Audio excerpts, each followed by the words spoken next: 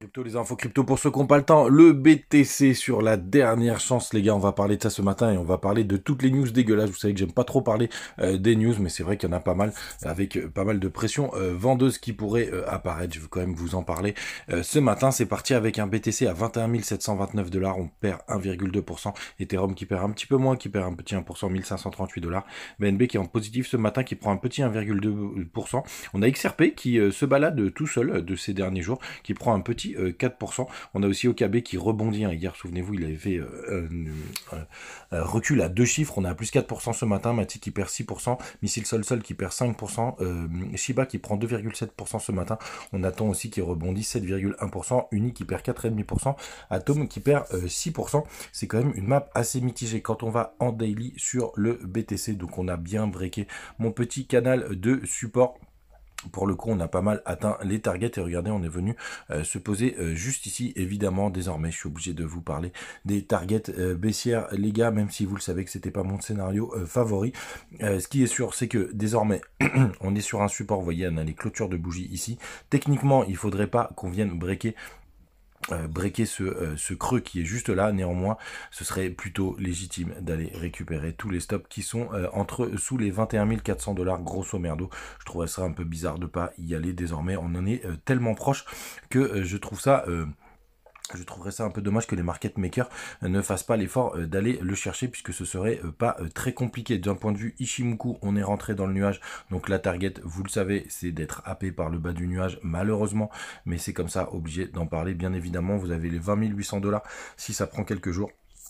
Et si on descend en ligne droite, on est plutôt vers les 20 282 $. Et d'ailleurs, ça me rappelle, on va en parler juste après, qu'il y a ce fameux petit gap, on va aller jeter un œil tout à l'heure, du côté du RSI, pour le coup pas trop de zones particulières, on est au milieu de nulle part. Le MACD a finalement pas décéléré. Vous voyez, on a fait un autre histogramme hier un peu plus élevé. On essaye de se reprendre un petit peu ce matin, donc on va voir ce que ça va donner. Pour l'instant, le mouvement haussier n'est pas invalidé, hein, les gars, c'est pas impossible qu'on reparte, hein, bien entendu. En plus, ça commence à faire flipper pas mal de monde, mais néanmoins, peut-être qu'il faudrait aller chercher tous les stops qui sont juste en dessous. Ce serait quand même le plus intelligent du côté du long short ratio. D'ailleurs, c'était un petit peu la mauvaise nouvelle, c'est que je voyais hier qu'il y avait encore des personnes qui buy the dip, ce qui était assez normal puisqu'on était sur une zone assez intéressante. Mais là aujourd'hui, on est à 69% de personnes qui sont en longue, donc ça reste quand même assez important. Sur le spot, ça achète plus du tout. On est en train de descendre. Donc pour le coup, un bon nettoyage, ce serait plutôt pas mal. C'était néanmoins, j'avais pas vu ça, c'est plutôt une bonne nouvelle. On a des fundings qui sont repassés négatifs ou proches de zéro. Ça veut dire qu'on a quand même pas mal de shorters. J'avais pas vu ça, ça commence à être une bonne nouvelle. Ça les gars, ça c'est plutôt chouette. Quoi qu'il en soit, on est quand même sur des très grosses zones de rebond. Je vous remets quand même ce graphe, hein, juste ici. On a le support du creux. Techniquement, si on arrive à le maintenir, normalement, c'est que ça peut nous permettre de repartir un peu plus haut. Ce que je voulais vous montrer aussi, c'est qu'on avait ce fameux gap CME qui est vers les 20 000 $, qui est juste ici, hein, il est très très clair, il est très très propre. En général, les gaps CME, donc c'est les contrats futurs du week-end. Qu'est-ce que tu me fais là, les contrats futurs du week-end qui s'arrêtent le week-end, puisque c'est le Chicago Mercantile Exchange. Et donc du coup il s'est fermé à partir du vendredi, et tout simplement vous voyez, on a ce magnifique gap à 19 945 $ qui pourrait nous zapper. Et puis après vous avez la neckline de ce nouveau W si on devait aller beaucoup plus loin, mais on n'en est pas là. Du côté des news stressantes, c'est que effectivement vous avez Silvergate là je crois que ça y est, ils ont déclaré qu'ils étaient en faillite, ce qui met un peu de pression sur le cours. Donc Silvergate, pour ceux qui savent pas, c'était la banque qui permettait notamment d'alimenter sur la partie fiat beaucoup d'exchanges. Bon, beaucoup se sont détachés, hein. Je crois qu'à la fin il restait plus que crypto.com, un des pires exchanges que je connaisse d'ailleurs. Mais peu importe, c'est pas le sujet du jour. Donc ça a mis un peu de pression, ça a mis de la pression baissière supplémentaire avec du stress autour de Silvergate. Vous avez aussi du côté du gouvernement américain qui avait saisi des bitcoins, qui les ont transférés sur un wallet. Donc il y a une crainte, si vous avez l'article là sur Cryptost, il y a une crainte, parce que je crois que ça représente à peu près 1 milliard de dollars, pardon.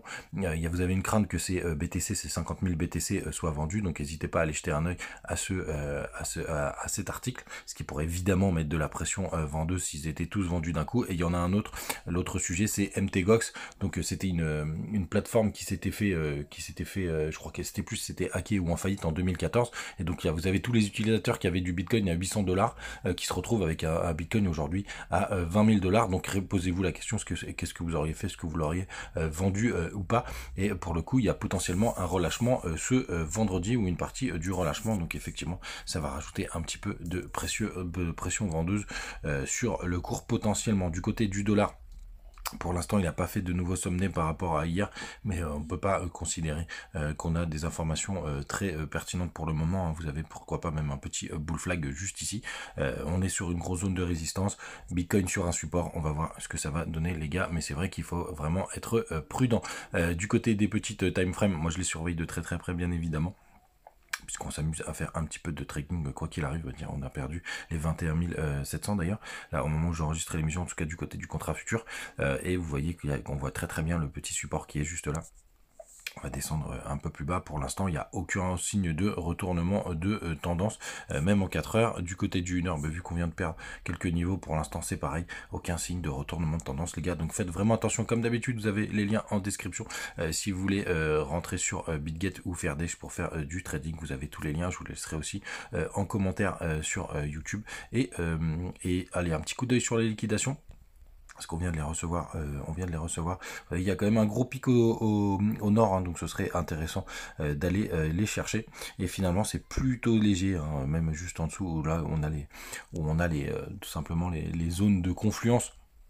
Mais néanmoins, s'il y a une pression du cours, il y a une pression du cours les gars, bien évidemment. Et quand on dézoome un peu plus, c'est vrai qu'il y a un gros pic vers les 34 000 dollars qui reste ma target principale pour cette année 2023. Passez une très très bonne journée les gars, et on se retrouve très très vite au maximum demain matin. Ciao.